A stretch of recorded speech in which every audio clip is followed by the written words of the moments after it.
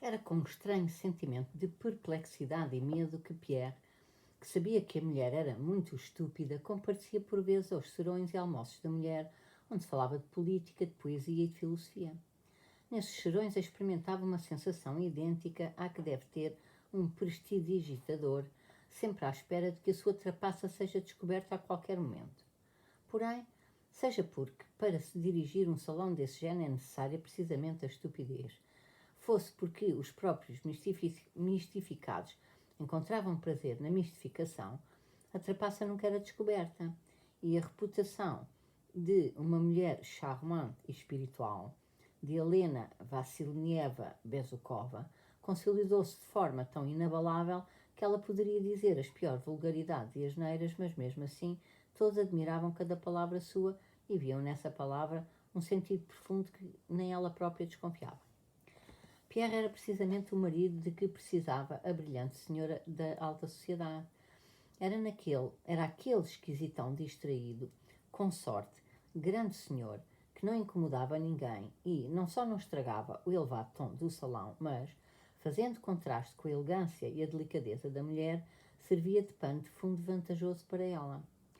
Pierre, durante esses 2 anos, em consequência da sua permanente e concentrada ocupação nos interesses imateriais e no sincero desprezo pelo resto, adotou na sociedade da mulher, sem interesse para ele, aquele tom desprendido de indiferença e bonomia para com todos que, não sendo adquirida artificialmente e precisamente por isso, inspira um respeito involuntário. Então Pierre entrava no salão da sua mulher como quem entra no teatro. Conhecia toda a gente, exprimia o seu prazer de ver toda a gente ali, sendo a sua indiferença igual para todos.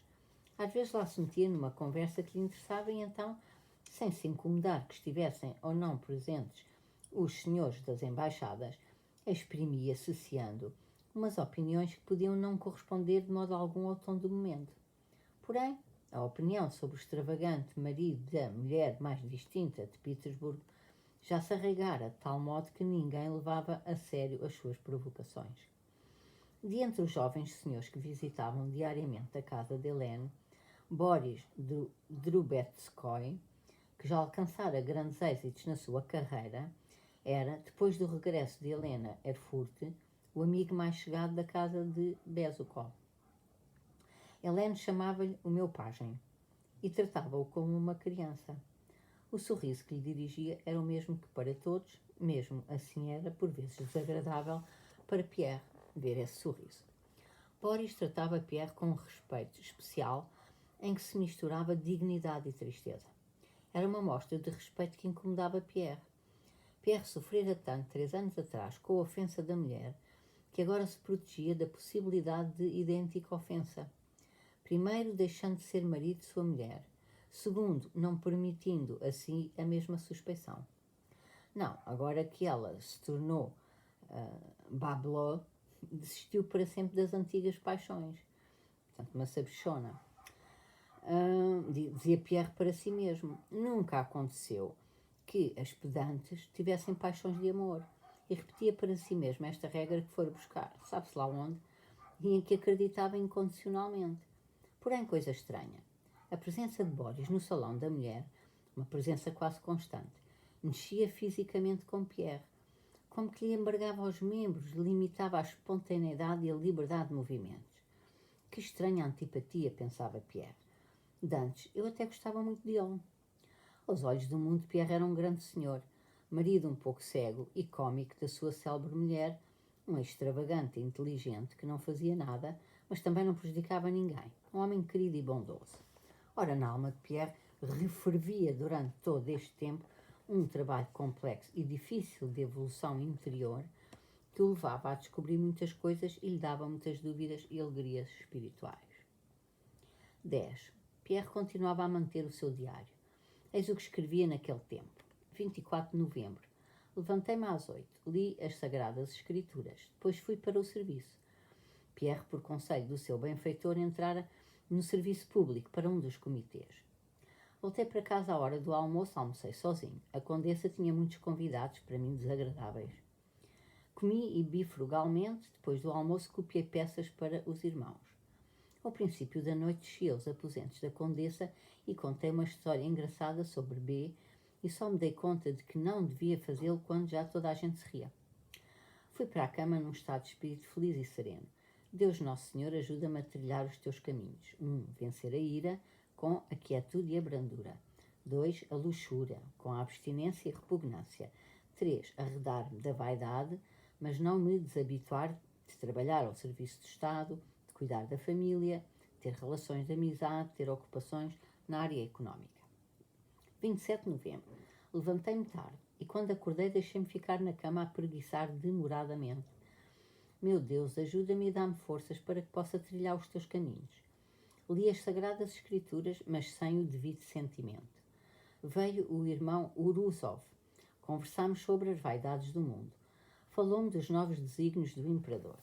Comecei por criticar, mas lembrei-me das minhas regras e das palavras do nosso benfeitor, segundo as quais o verdadeiro maçom tem de ser aplicadamente ativo no Estado quando a sua participação for necessária e um contemplador quieto daquilo para que não foi convocado. A minha língua é o meu inimigo. Visitaram os irmãos G, V e O. Tivemos uma conversa preparatória para a admissão de um novo irmão. Encarregaram-me do papel de orador. Sinto-me fraco e indigno.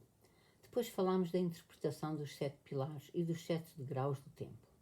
7 ciências, 7 virtudes, 7 vícios, 7 dádivas do Espírito Santo. O irmão O foi muito eloquente. À noite procedeu-se à cerimónia de admissão. O novo arranjo da loja contribuiu muito para a magnificência da cerimónia. Ia ser admitido Boris Drubetskoy. Fui eu quem o propôs. Fui eu também o orador. Um estranho sentimento me avassalou todo o tempo que estive com ele no templo escuro. Criei dentro de mim ódio por ele, um sentimento que tentei em vão ultrapassar. Por isso desejaria salvá-lo a sério do mal e encaminhá-lo no caminho da verdade, mas os maus pensamentos que nutro por ele não me abandonavam. Não me saía da cabeça que o seu único objetivo era entrar na confraria para ficar mais perto de certas pessoas, receber favores de membros da nossa loja. Tirando o facto de ele me perguntar várias vezes se N e S pertenciam à nossa loja, pergunta a que eu não lhe podia responder, e de, pelas minhas observações, ele ser incapaz de sentir respeito pela nossa Santa Ordem e de estar demasiado ocupado e contente com o seu ser exterior para desejar o aperfeiçoamento espiritual, eu não tinha motivos para duvidar dele. Mas não me parecia sincero, e durante todo o tempo que estive a sós com ele no templo escuro, pareceu-me sorrir com desprezo às minhas palavras. Apetecendo, na verdade, picar-lhe o peito desnudo com a espada com que o tocava. Eu não conseguia mostrar-me eloquente e não podia dizer com sinceridade aos irmãos e ao grão-mestre qual era a minha opinião. Grande arquiteto da natureza, ajuda-me a encontrar os verdadeiros caminhos que levem para fora do labirinto da mentira. No diário seguem-se 3 folhas em branco e depois o seguinte. Tive uma longa e edificante conversa com o irmão B, a sós, e ele deu-me por conselho manter-me próximo do irmão A. Embora eu seja indigno, foi-me revelada muita coisa. Adonai é o nome do Criador do mundo. Elohim é o nome do gravador de tudo. O terceiro nome, o indizível, tem o significado de tudo. Estas conversas com o irmão B dão-me força, refrescam-me e consolidam-me no caminho da virtude. Na presença dele não há lugar para dúvidas. É-me clara a diferença entre a miserável doutrina das ciências sociais e a nossa santa e todo abrangente doutrina. As ciências do homem subdividem tudo para compreender, matam tudo para examinar. Na santa ciência da ordem, tudo é uno, tudo é englobado na totalidade e vida. A trindade, os 3 princípios das coisas, é enxofre, mercúrio e sal. O enxofre tem características oleosas e ígneas. Em combinação com o sal, devido à sua natureza ígnea, incita no sal a fome, por meio do qual atrai o mercúrio, o agarra, o detém, e em junção com ele produz corpos particulares. O mercúrio é uma essência líquida e volátil. Cristo, Espírito Santo, ele. 3 de dezembro. Acordei tarde. Li as Sagradas Escrituras, mas estava insensível. Depois saí e andei pela sala. Queria refletir, mas em vez disso a imaginação trouxe-me uma ocorrência de há 4 anos. O Sr. Dólokhov, encontrando-se comigo depois do duelo em Moscovo, disse-me que tinha a esperança de que eu gozasse de completa paz espiritual, apesar da ausência da minha esposa. Na altura não lhe respondi nada. Agora lembrava-me de todos os pormenores desse encontro. Em pensamento dizia-lhe as coisas mais malévolas e dava-lhe as respostas mais mordazes. Apenas caí em mim e afastei este pensamento quando me vi exaltado pela ira. Mas o meu arrependimento foi insuficiente. Depois chegou Boris Drubetskoy e pôs-se-me a contar aventuras. Ora, mal ele entrou, fiquei desagradado com a sua visita e fiz-lhe uma qualquer objeção. Ele contradisse-me. Explodi e disse-lhe muitas coisas desagradáveis e até grosseiras. Ele calou-se e quando caí em mim já era tarde. Meu Deus, eu não sei portar-me como ele, como é devido. A causa é o meu amor próprio. Considero-me superior a ele e por isso me torno pior do que ele, porque é condescendente para com as minhas grosserias, mas eu, pelo contrário, tenho desprezo por ele.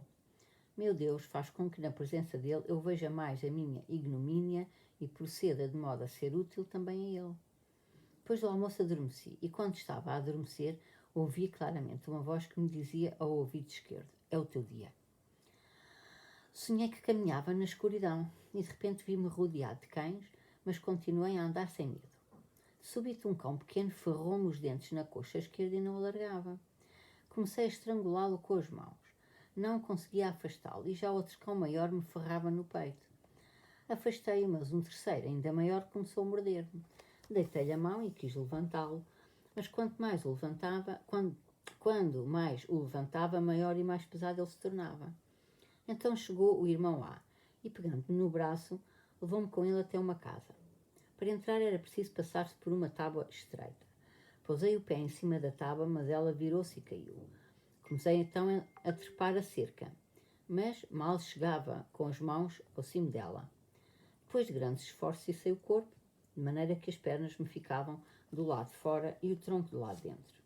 Olhei e vi que o irmão A estava em pé, em cima da cerca, e apontava uma grande alameda e o jardim, e a moradia maravilhosa no meio do jardim. Acordei. Meu Deus, grande arquiteto da natureza, ajuda-me a escorraçar de mim os cães e as minhas paixões, principalmente o último deles, que acumula em si as forças de todos os anteriores, e ajuda-me a entrar naquele templo da virtude que consegui contemplar no meu sonho. 7 de dezembro. Sonhei que Yosef Alekhevich estava em minha casa. Eu estava muito contente e queria servir-lhe o almoço. E que tagarelava sem parar com pessoas estranhas e que de repente me lembrei que isso podia não lhe agradar. Quis aproximar-me dele e abraçá-lo. Mal me aproximei e vi que o seu rosto tinha mudado. Era um rosto jovem e que ele me dizia muito baixinho qualquer coisa da ordem, tão baixo que eu não conseguia ouvi-lo. Depois saímos todos da sala e então aconteceu qualquer coisa incompreensível. Estávamos sentados ou deitados no chão. Ele dizia-me qualquer coisa. Quis mostrar-lhe a minha sensibilidade e, sem ouvir o que ele me dizia, comecei a imaginar o estado do meu ser interior e a graça de Deus que descera sobre mim. Vieram umas lágrimas aos olhos e fiquei contente por ele as ver. Mas ele olhou para mim com um desgosto e levantou-se de um salto, interrompendo o seu discurso. Intimidei-me e perguntei-lhe se o que ele dizia era a meu respeito. Mas ele não respondeu nada, mostrou-se carinhoso e de repente vimos-nos deitados no meu quarto, onde há uma cama de casal. Ele deitou-se de um lado e eu, como que ardendo de desejo de me acalentar com ele, deitei-me também. E ele perguntou-me: diga-me a verdade, qual é a principal paixão que tem? Já a descobriu? Tenho a certeza que já a descobriu. Eu, embaraçado com a pergunta, respondi que era a preguiça. Ele abanou a cabeça com desconfiança. Então eu, ainda mais confuso, respondi que, embora vivesse com a minha mulher, seguindo o conselho dele, não era um marido para ela. Em resposta disse que não se podia privar a mulher de carinho, dando-me a entender que era essa a minha obrigação. Eu respondi que tinha vergonha disso e de repente desapareceu tudo. Acordei e encontrei nos meus pensamentos o texto das Sagradas Escrituras. Nele estava a vida era a luz dos homens, e a luz resplandece nas trevas e as trevas não a compreendem. O rosto de Yosef Alekseyevich era juvenil e claro. No mesmo dia recebi uma carta do benfeitor em que ele me escrevia sobre as obrigações do matrimónio. 9 de dezembro, tive um sonho. A seguir acordei com o coração a palpitar. Sonhei que estava em Moscou, em minha casa, na sala grande dos divãs, quando entrou Iosif Alexeyevich, vindo da sala de estar. E eu, como se soubesse logo que já se tinha dado nele o processo do renascimento, precipitei-me ao seu encontro. Beijei-lhe a cara e estava a beijar-lhe as mãos quando ele disse: reparaste que tenho outra cara? Olhei-lhe para a cara, sempre abraçada a ele, e vi que era uma cara jovem, mas sem cabelo e com uns traços fisionómicos completamente diferentes. Disse-lhe: se o encontrasse por acaso reconhecê-lo-ia. Ao mesmo tempo pensava: será que disse a verdade? E de súbito vi-o deitado como morto. Depois, a pouco e pouco, recuperou os sentidos e passou comigo para o gabinete grande, levando nas mãos um livro grande. Disse eu: fui eu que o escrevi. Ele assinou-me com a cabeça. Abriu o livro, havia em todas as páginas desenhos excelentes. Eu sabia que as imagens representavam as aventuras amorosas da alma com o seu bem-amado. E vi o maravilhoso retrato de uma rapariga de corpo e vestes transparentes voando para as nuvens. Sabia que aquela moça era uma imagem do Cântico dos Cânticos. Sabia que fazia mal em olhar para aquelas imagens, mas não podia desviar os olhos. Meu Deus, ajuda-me. Meu Deus, se me abandonas por tua vontade, que ela seja feita. Mas fui eu o causador, diz-me o que tenho de fazer. A minha depravação levar-me-á à perdição se me abandonares para sempre.